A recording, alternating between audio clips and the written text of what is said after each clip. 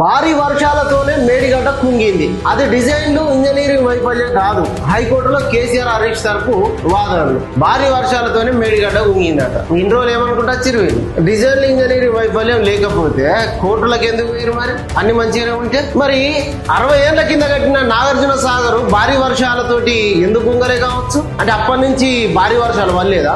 కేసీఆర్ వచ్చినాకనే భారీ వర్షాలు కురిసినాయా? కమిషన్ రిపోర్ట్ రద్దు చేయాలని తుది తీర్పు కంటే ముందే తమపై చర్యలు తీసుకోకుండా చూడాలని వినతి. మీరు తప్పే చేయనోళ్ళే కోర్టుకు ఎందుకు వేయరు? ప్రజల సొమ్ము నీళ్ళు లెక్క ఖర్చు పెట్టినా నీళ్ళు ఎత్తిపోయలేని దుస్థితి ఉన్నది రాష్ట్ర ప్రభుత్వం చెప్తా ఉన్నది. కమిషన్ నివేదికను అసెంబ్లీలో ప్రవేశపెట్టి చర్చిస్తాం. పిటిషనర్లు ఇద్దరు ఎమ్మెల్యేలే వాళ్ళ వర్షాలు అసెంబ్లీలో చెప్పుకోవద్దని వెల్లడి. అసెంబ్లీలో చర్చించి చర్యలు తీసుకుంటారా, తీసుకున్నాక చర్చిస్తారా అని హైకోర్టు ప్రశ్నించింది. హరీష్ రావు ఏమంటాడు? భారీ వర్షాల వల్లనే మేడిగడ్డ కుంగిపోయింది అంటాడు.